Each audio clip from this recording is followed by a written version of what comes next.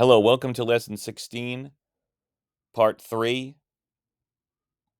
We're going to do the normal approximation to the binomial. Under certain conditions, the normal distribution can approximate the binomial. With newer technologies, it's not quite as difficult as it used to be to calculate the binomial for large values of n, but this is still a useful technique that shows up in other situations as well as for this purpose. So recall the binomial distribution, the mean is NP, standard deviation root NP 1 minus P. So when can we use the normal approximation? When will it give us something close to the binomial value? Our cutoff is that n times P times 1 minus P must be greater than or equal to 10. Once we reach that threshold, we should get a good approximation. The z-score formula here, we're going to substitute in the mean and standard deviation.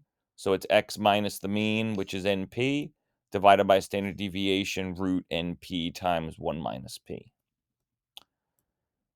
Note, when approximating a discrete distribution like the binomial with a continuous, the normal, there's a continuity correction of 0.5. We'll talk about that when we get to an example.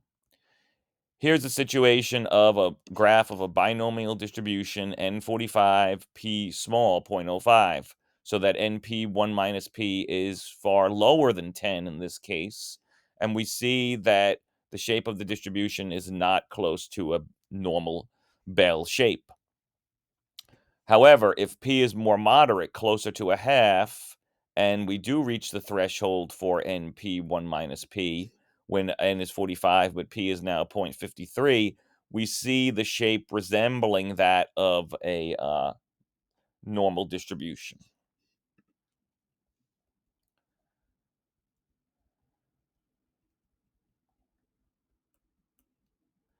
All right, so here's an example. This example has a couple of different steps here.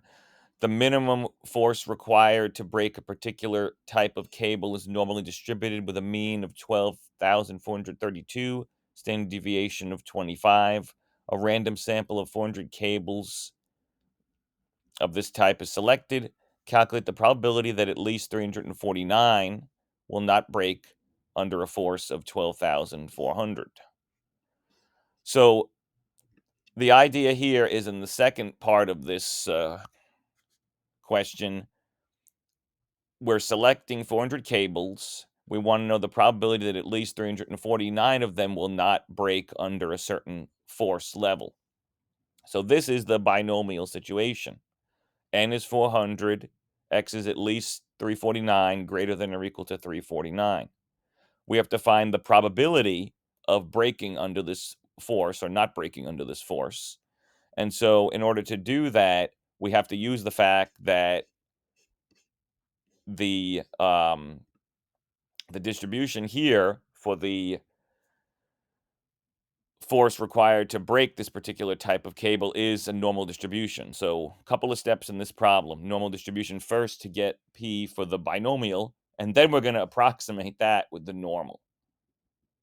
All right, so normal distribution here, mean is 12,432, standard deviation is 25, and we want to find the probability that an object here will, the cable will not break under a force of 12,400.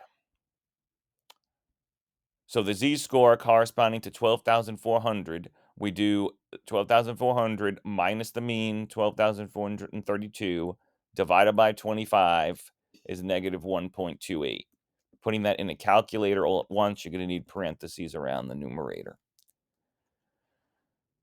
So we look the negative 128 up on the z chart. And if we look that up on the table, we go to negative 1.2 row and over the 0.8 column, it's about 0.10. It's 0.10027. So it's about 10%. So round that to 0.10. So what is that telling us? The probability of breaking with a force less than 12,400 it's about a 10% chance. So the probability of not breaking, that it requires more force, is the opposite, which is about 90%. And that's what we're looking for here, the probability of these cables not breaking under a force of 12,400, that a larger force is required.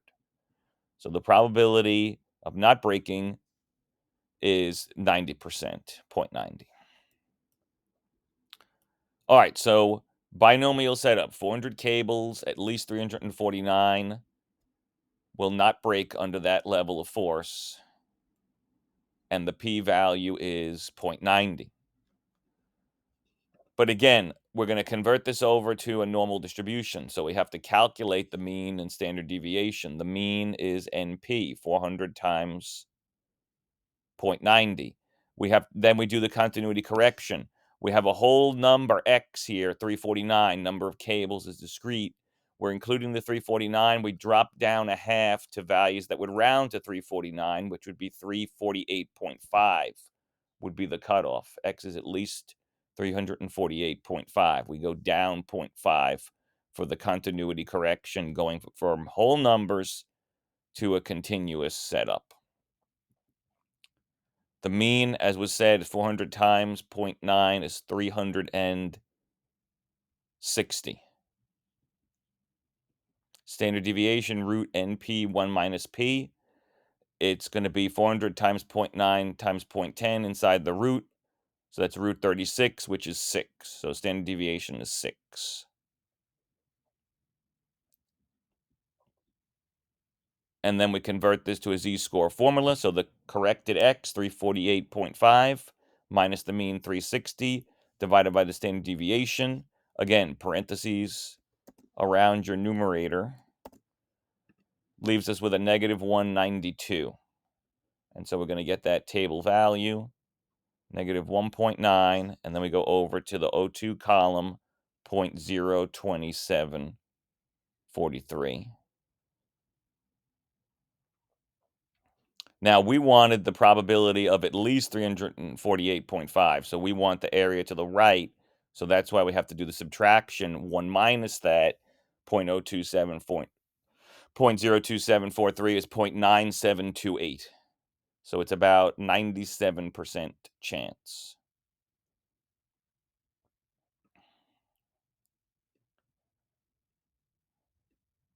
All right, this concludes the videos for lesson 16. As always, feel free to email or post on the discussion board for any questions or comments.